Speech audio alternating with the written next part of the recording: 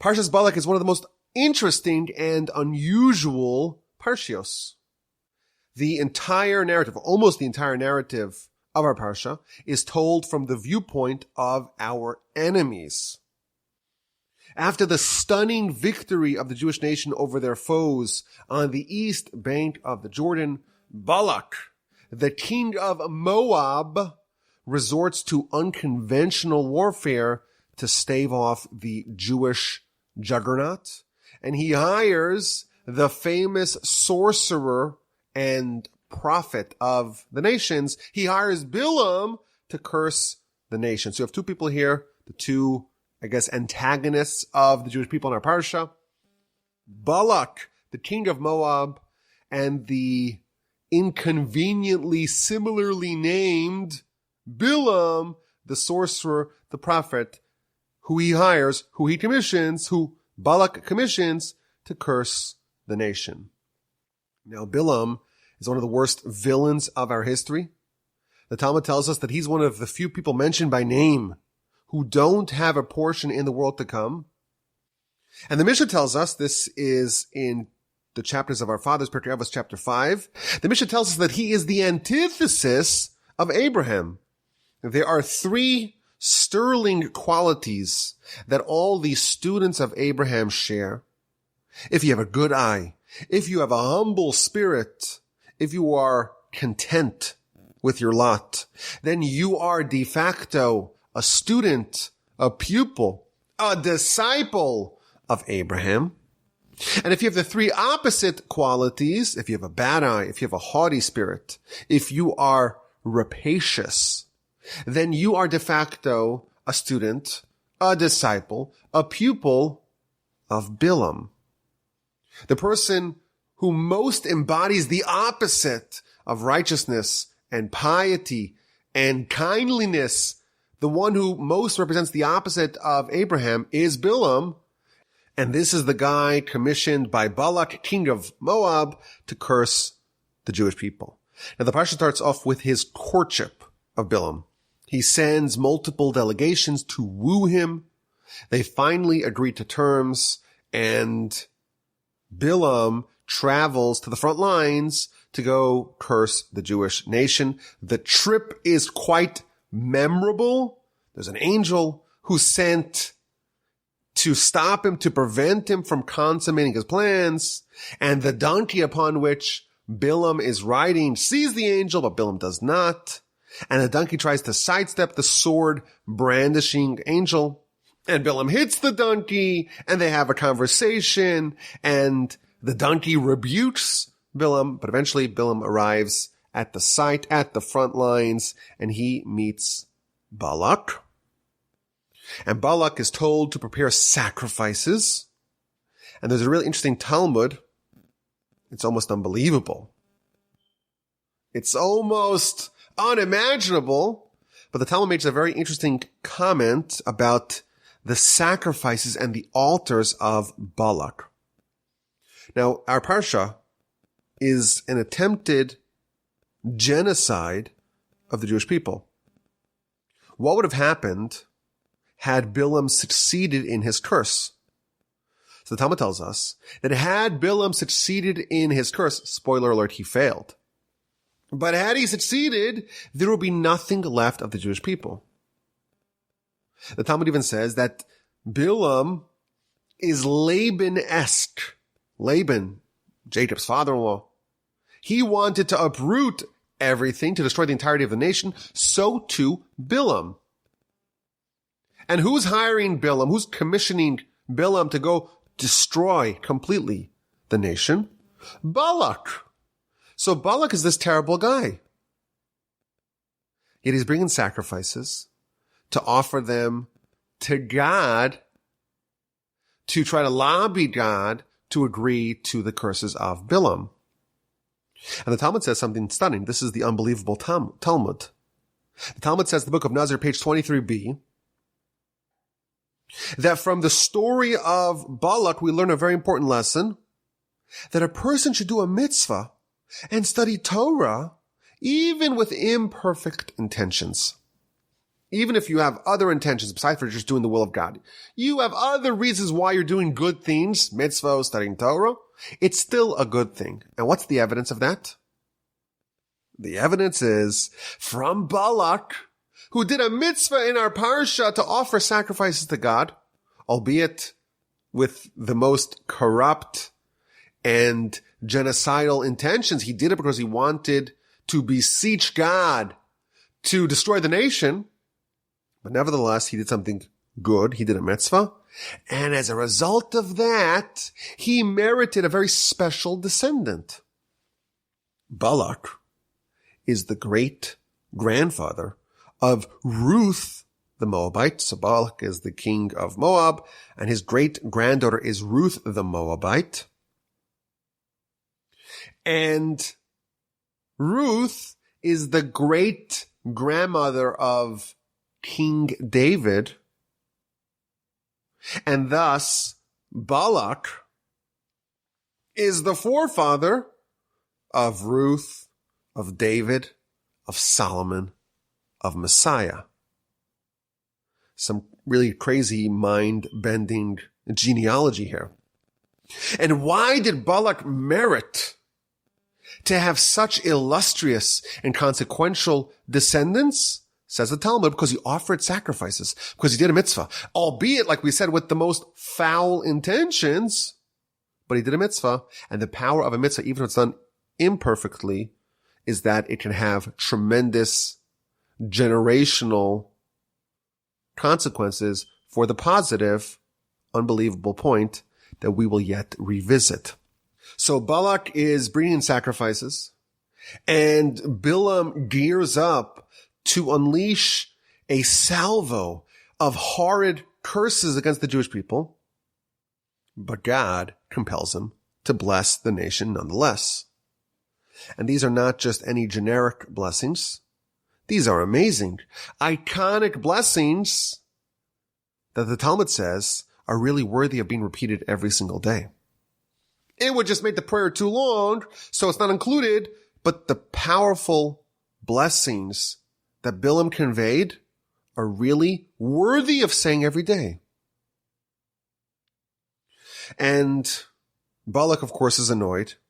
He hired Bilaam to curse the nation. Now Bilaam has blessed the nation. They try again with the same result, and they try again with the same result.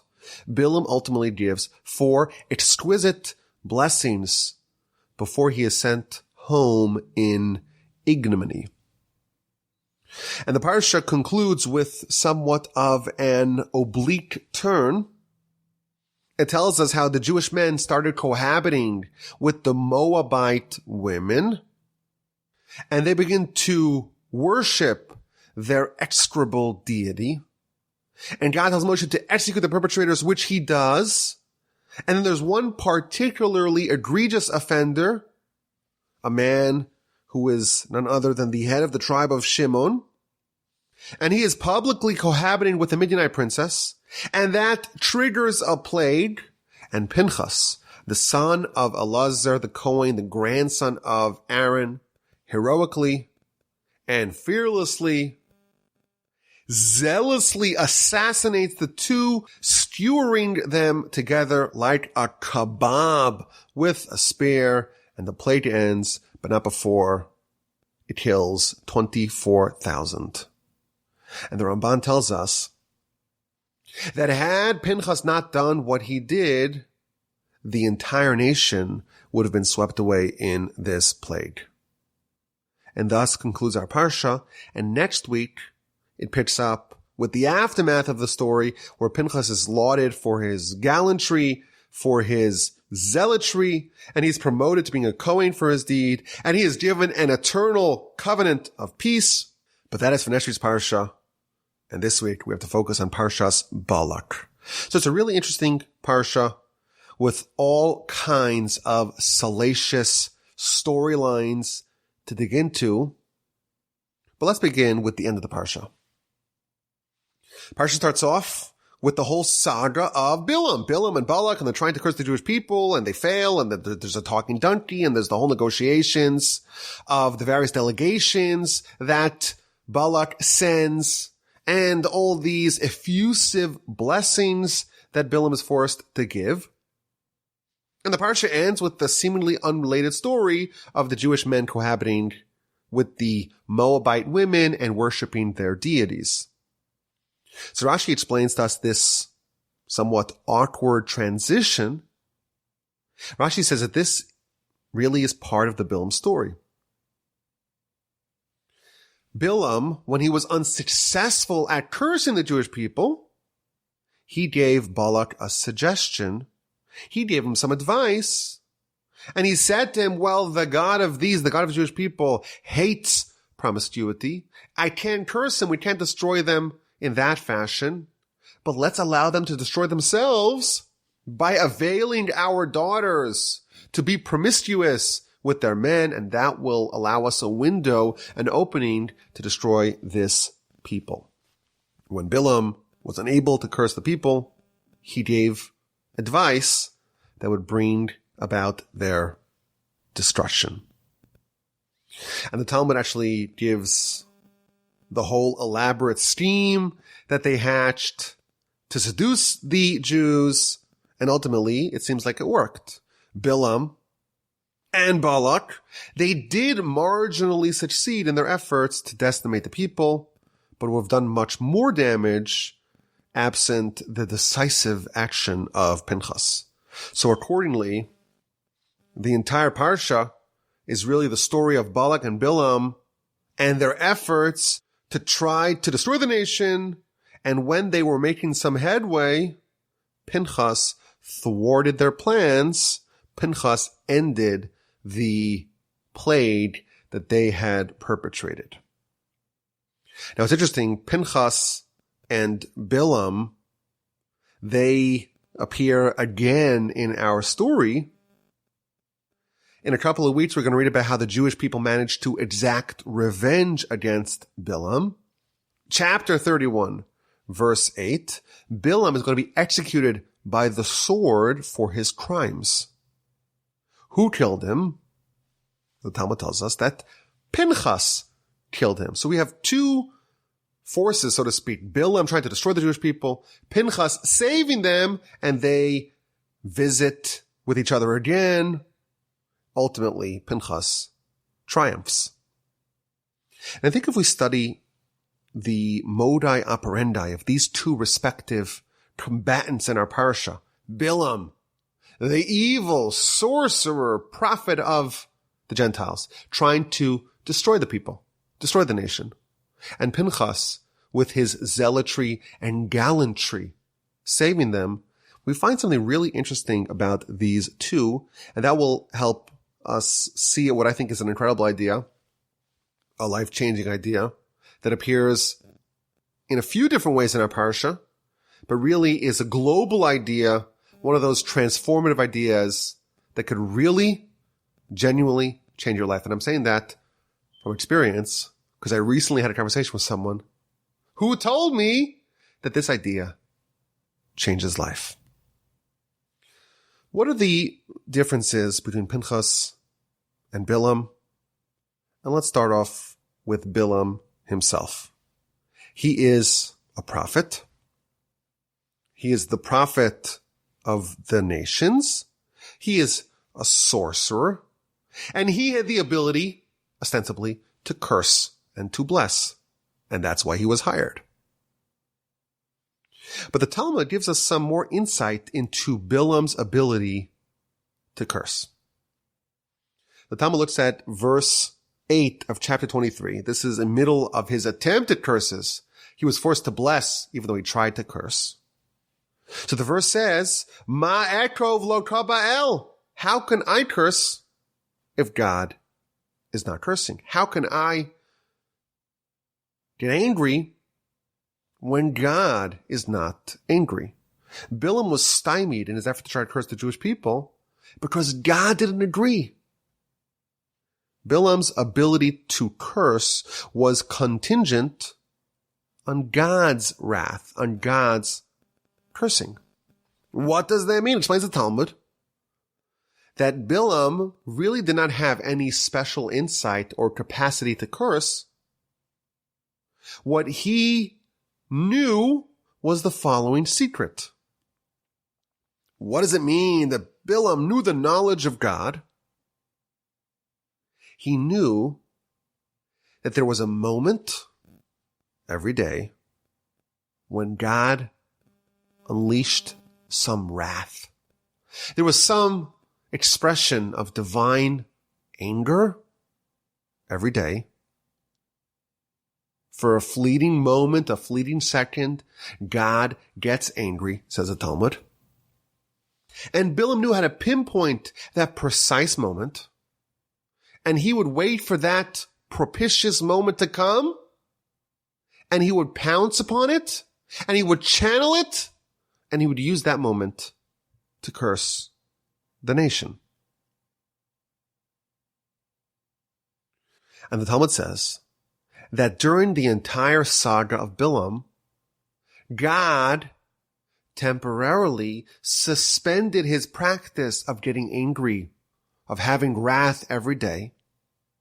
And that's why Bilaam says, I can't curse them, because God's not angry. God's not cursing them. God has no expression of wrath. And therefore, my usual shtick of finding this time where there's this divine anger and wrath and channeling that and directing that for a curse, it doesn't work today. I cannot curse this people. And the Talmud says, had God, as is typically done, had God had an expression of anger during this time, Bilaam would have seized upon it, pounced upon it, and cursed the Jewish people, leaving absolute destruction in his wake. That was the power of Bilaam's curse.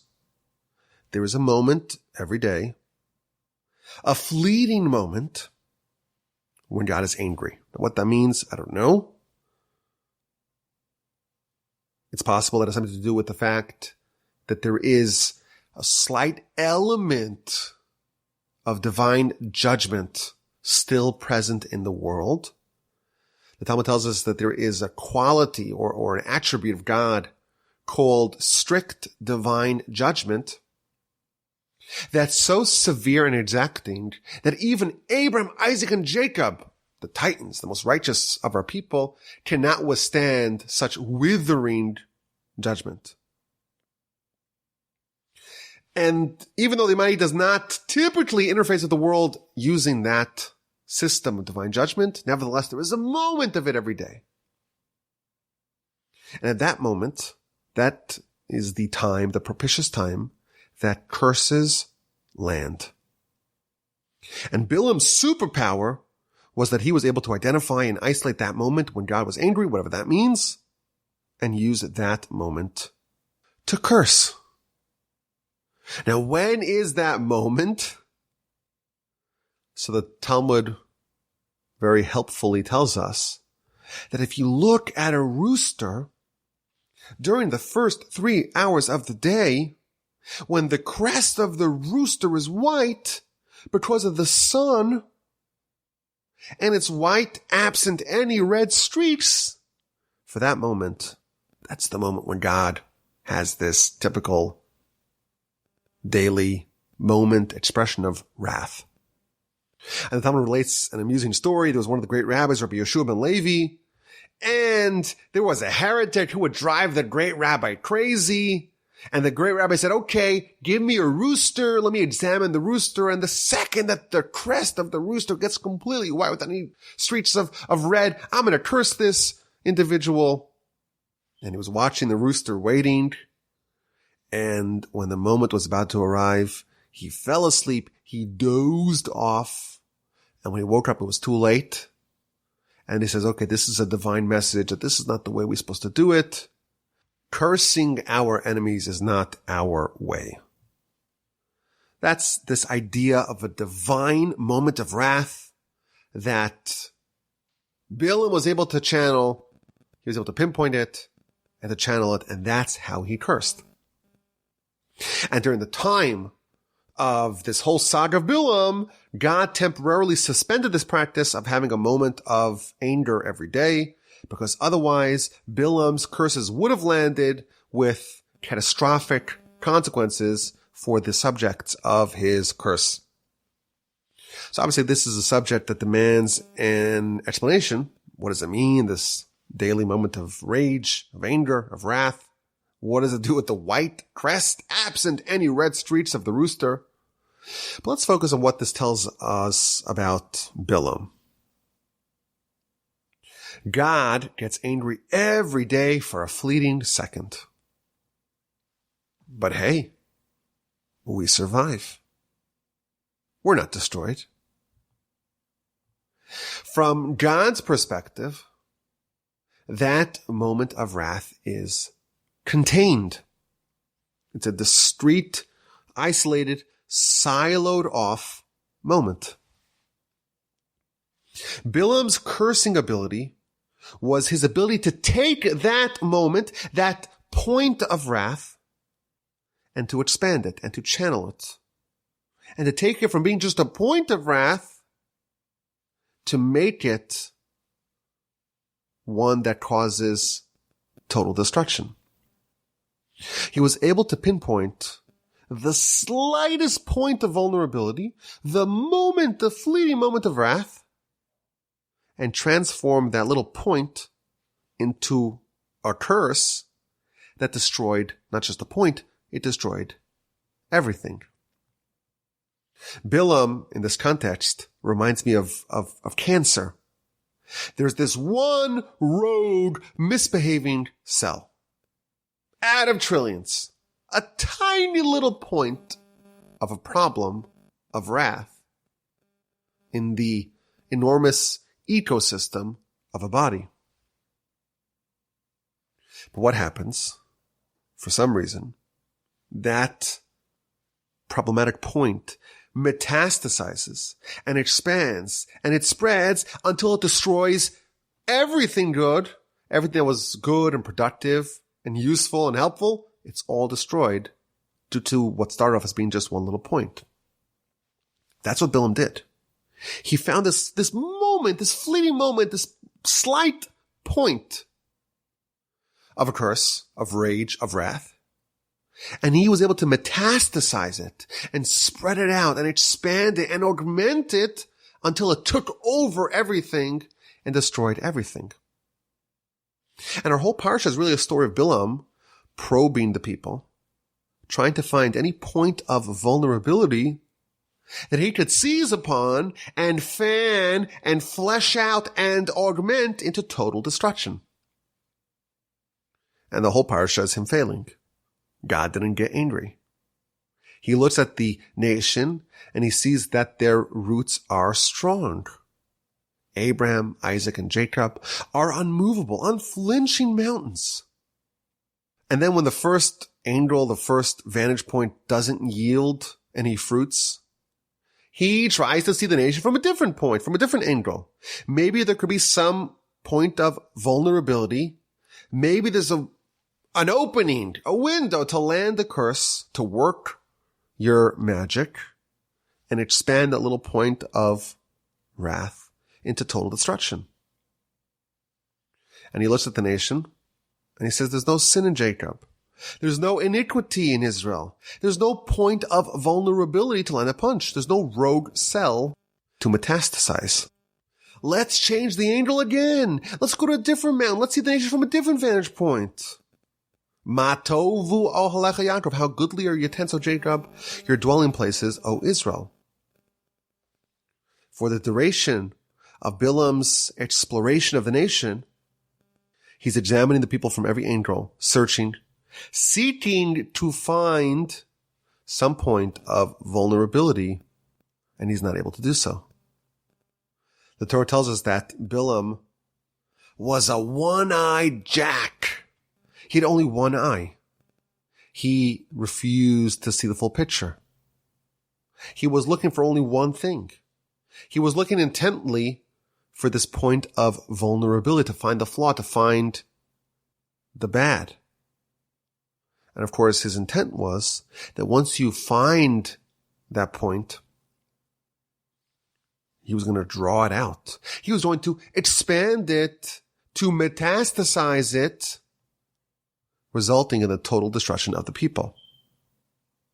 Now you compare this to Abraham. Of course, the Mishnah tells us that Bilaam is the opposite of Abraham. What was Abraham trying to do? This nation that Bilaam was trying to curse was a completely righteous nation. And he was trying to find a flaw, a liability in this nation. Abraham was the opposite. He looked at a nation, the people of Sodom and Gomorrah, completely corrupted people, and he was trying to find one minuscule point of righteousness. Maybe there are only 50 righteous people in this entire metropolis. What about 45? What about 40? What about 30? What about 20? What about 10? Whereas Bilaam was seeking a foothold of weakness, of vulnerability, of sin, to expand and to kill the entirety of the nation, Abraham was the opposite. If there was a foothold of goodness, of righteousness, Abraham would do a reverse Bilaam. He would expand that into total salvation. Bilaam is a cancer, a point of death spreading to kill everything good.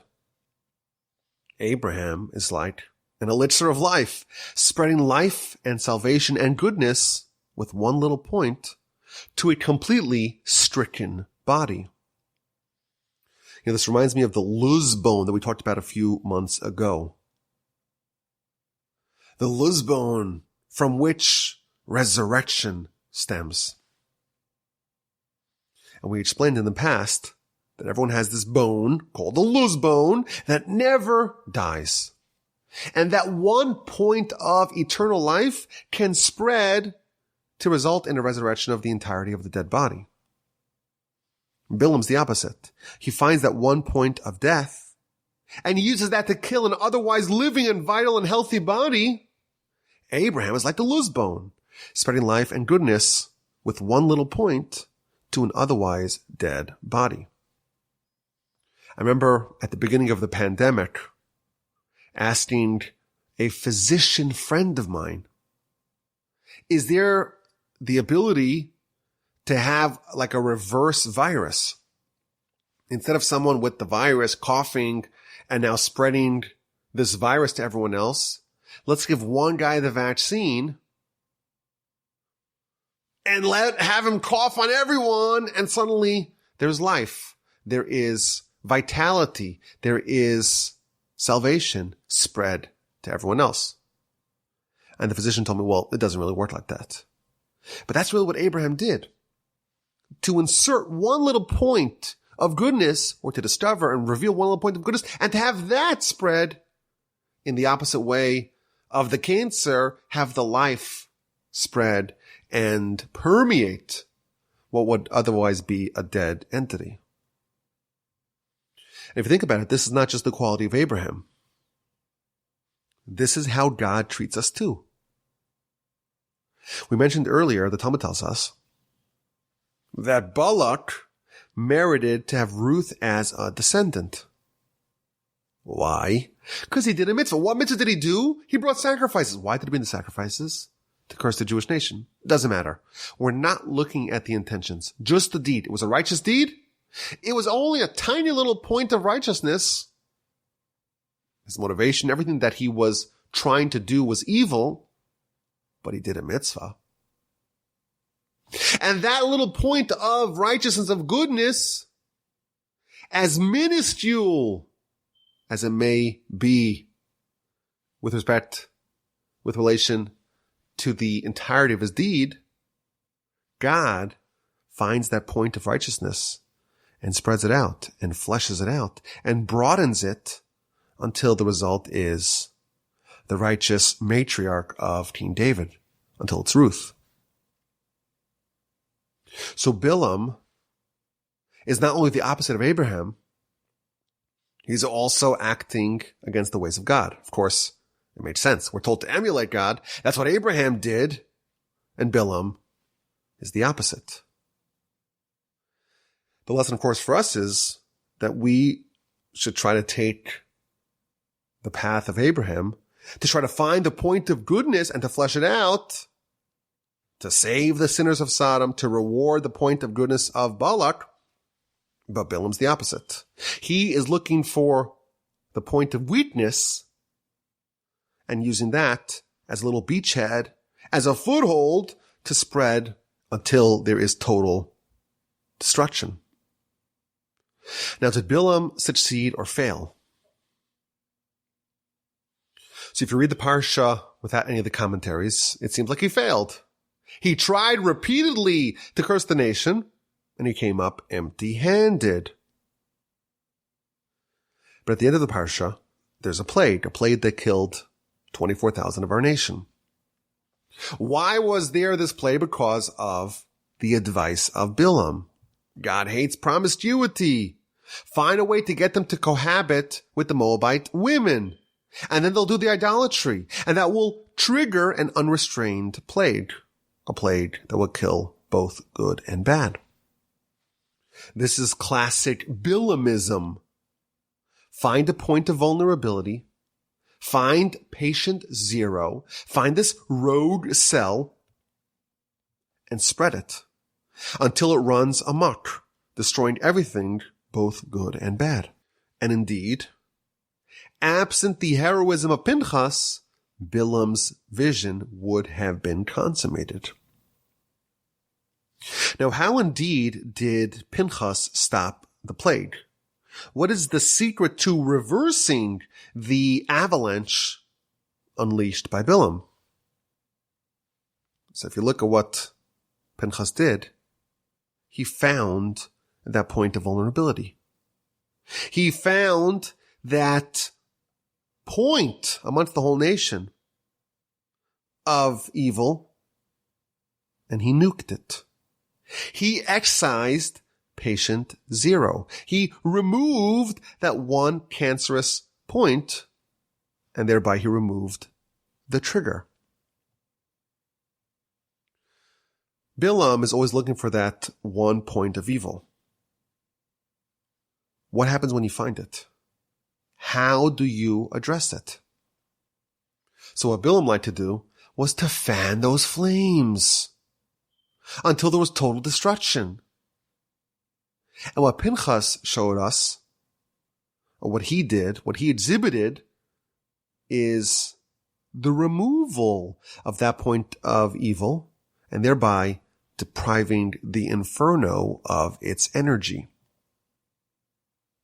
Pinchas found that cancerous point, and with a scalpel removed it and prevented it from spreading. Now it's interesting. If we study Pinchas and compare what he did to stop a plague, and we compare that with what Aaron did a few weeks ago in Parsha's Korach, what he did to stop a plague, we find something really interesting. How did Aaron remedy the plague? Well, he took incense, the Ktoris, and stood between the living and the dead. Now, in the past we've talked about incense. It's a cocktail of 11 different spices, some of them really good on their own, some of them really rancid and putrid on their own, but the mixture together makes something which is better than any one individual spice on its own. And we've explained in the past that the philosophy behind the Ktoris, behind the incense, is to take the bad and mix it with the right ingredients of the good, resulting in something so aromatically, symphonically pleasant that it uplifts everything and it makes the net result better than any individual spice on its own. And even the spice that on its own is terrible, is rancid, it ultimately contributes towards the final result. So what Aaron demonstrated with the Ktores, with the incense, is that he took that point of evil and he defanged it of its evilness. He made it good. He took the bad part, he took the patient zero and made it something which contributed towards the positive smell, the positive aroma, towards being good. Aaron got rid of the plague by taking that point of evil and making it not evil anymore. Positioning it in a way that not only is it not harmful, it's good. It contributes towards the overall aroma. Pinchas had a different way to deal with this point of evil that was unleashing a plague. He isolated it and he removed it. He nuked it. He got rid of the harmful and contagious force, and thereby he stopped the plague. Bilaam, what he did is he found the specific point of evil and spread it out until everyone was affected. He took that one moment that God gets angry every day and he tried to spread it everywhere. He took the point of corrosion and artificially encouraged it to permeate the entirety of the thing. Pinchas and Aaron found ways to neutralize the point of evil. And Abraham shows us that there is an opposite way of behaving. And that is to find a specific good point and to spread it. And even when you have an entity, a body that's entirely bad, there is a way to isolate and identify the point of righteousness, of goodness, and use that to spread righteousness and goodness to the entirety of the thing. I think there's a very powerful lesson from this idea. We have Bilaam. He takes a point and spreads it. We have Abraham in the opposite fashion, taking a good point and trying to spread it. And we have God in the episode of Balak offering sacrifices, again taking one slight point of righteousness and spreading it. And then we have the efforts to contain a bad point, that of Aaron and of Pinchas. All this tells us that a very small trigger can unleash a very big move. And it works both ways. A small sliver of bad can be expanded into a malady that destroys everything. And that's the expertise of Bilaam. And once a Bilaamian plague is unleashed, there are two different ways to end this plague, like Pinchas, trying to excise the trigger, finding that harmful catalyst and removing it. And like Aaron, converting that bad thing into something good and thus defanging it. But again, there is a positive version of this as well. If a point of a vulnerability can be destructive to the entirety of a thing, a point of light, a ray of light, can illuminate an entire dark world. And I want to read to you a piece from the writings of Rabbi Nachman, the founder of the Breslev Hasidic movement, passed away in 1810. And he was someone who always talked about this idea. This is one of the pillars of the Breslev movement, is this idea. Even when there's something which is entirely wicked, entirely dark, entirely devoid of anything admirable, find that point. Find that point of goodness, of righteousness. That's the idea of judging others favorably. This is a quote. Even someone who is completely wicked, you have to look. You have to seek. You have to probe to find a point of righteousness. A little bit of good. Find a little bit in a person in which the person is not wicked. And through that little glimmer of hope and light that you find in a very otherwise dark person, through that you can judge them favorably. And through that, you can influence the entirety of that person to bring them back to righteousness. Once you have a little foothold of goodness, of light in a person, and you acknowledge that, and you celebrate that, that can be a stepping stone to eventually transform the entirety of the dark individual into a righteous person. And even if they're really wicked, they're really dark, you have to work really hard, it's not possible that there is no ray of light. They certainly did a mitzvah in their life.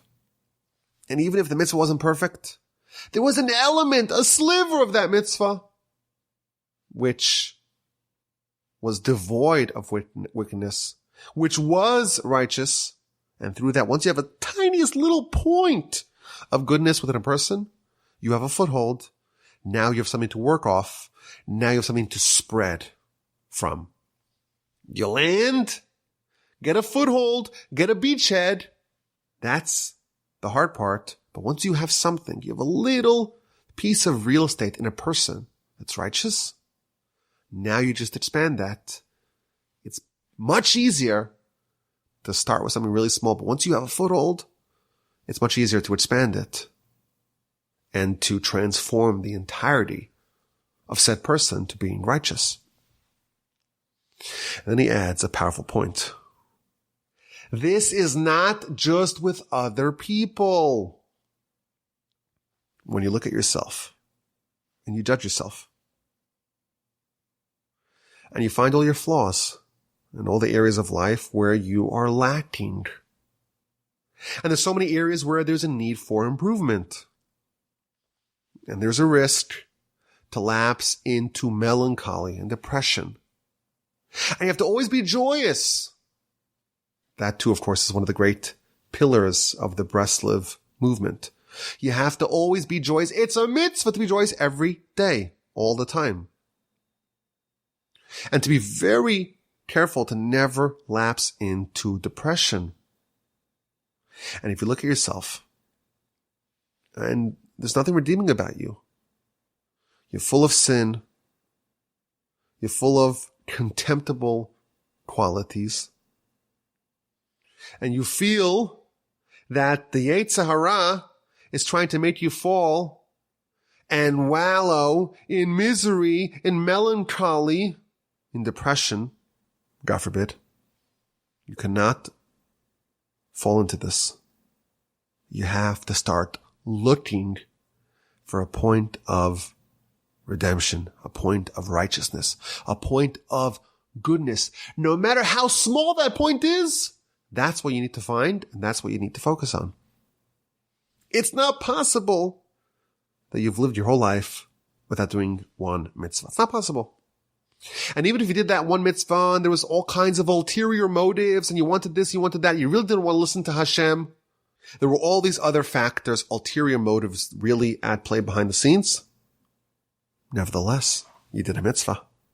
And I promise you, this is my commentary here, the mitzvah that you did, though it may have had all these other motivations, it's still not as bad as what Balak did with his mitzvah of offering sacrifices with the intent of genociding an entire nation. If Balak, who did a mitzvah with the sole intent of trying to kill off a nation of millions, and he was rewarded, God discovered that one point of goodness in his deed, we all have a point of goodness within us. And we'll have to find that. And that will enliven us. That will give us joy. That will inspire us. And once you have a little point, through that, you could judge yourself also favorably. And you can find a way to expand that one point. Okay, you have 1 point. Now let's get 2 points. And so on until eventually you've been transformed. Just as we have to judge others favorably, says Rabbi Nachman, we have to judge ourselves favorably. We have to strengthen ourselves to never fall, to never get down, to never get depressed. To the contrary, enliven ourselves, give ourselves life and vitality and joy Because we have something good and redeeming about ourselves. And even though there may be a lot of noise, focus on the little ray of good and hope and light within us. There is a lot of power with one little point. Land that point, land and expand. Okay, let's get to this week's exquisite insight. Are you ready? It's a special one in my opinion. It's one of those exquisite insights that you get the sense there's a lot more there. This maybe could have been its own podcast, maybe sometime in the future. But right now, it's just an insight. Moab has a problem. Moab has a nation at their doorstep who doesn't seem to follow the normal course of military events. They're winning against these mighty nations. And they have to find a solution. So they go to the elders of Midian. And Rashi tells us, this is in verse 4 of chapter 22. Rashi tells us something really interesting. Why did they go to Midian, of all places? Midian, of course, that's the place where Jethro is from. That's the place where Moshe escaped to in chapter 2 of Exodus.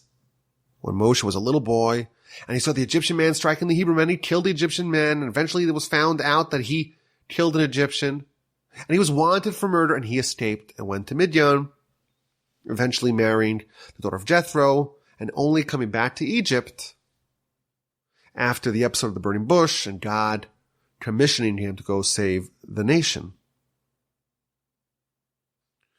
So Midian is the place where Moshe came of age. And when Moab was trying to figure out how do we deal with this juggernaut of a nation, they said, well, their leader grew up in Midian. Let's go to Midian and do some field research. Let's get a scouting report from his hometown and find out and discover what he is made up of. So they went to Midian. And the elders of Midian said, we remember Moshe. We know his whole superpower is in his mouth. If so, says Moab, we're going to hire someone who equally has the power of the mouth. And that's why they hired Bilaam, because he can thwart, he can be the foil of Moshe. So if you study this Rashi, you notice that there are 3 different points. Number 1, they chose to do some field research in his hometown, in the place where he grew up, in Midian. And the people of Midian, the elders of Midian said, well, Moshe's superpower is in his mouth. And that's why they decided to counteract him with someone whose power is also in his mouth. So there are a bunch of obvious questions to this. First of all, we know that Moshe did not grow up in Midian. He grew up in Egypt. It seems to be factually incorrect to say that Moshe grew up in Midian. In fact, when he came to Midian, he was called an Ish Mitzri, an Egyptian man. So why didn't they go to Egypt? Why specifically did they go to Midian? Point number 1, put it aside. Additionally, point number 2, it seems to be inaccurate. Their scouting report of Moshe was that his superpower is his mouth. We know that Moshe's weakness was his mouth. It was Moshe's hamstring. Where in Midian did Moshe exhibit his speaking prowess? In fact, when God says to Moshe, go save the Jewish people, he says, how can I do it? I'm hard of speaking. I have a heavy tongue. I have a heavy mouth. Point number 2, let's put those off to the side. Here's the insight. Moshe, his superpower is concluded to be his mouth.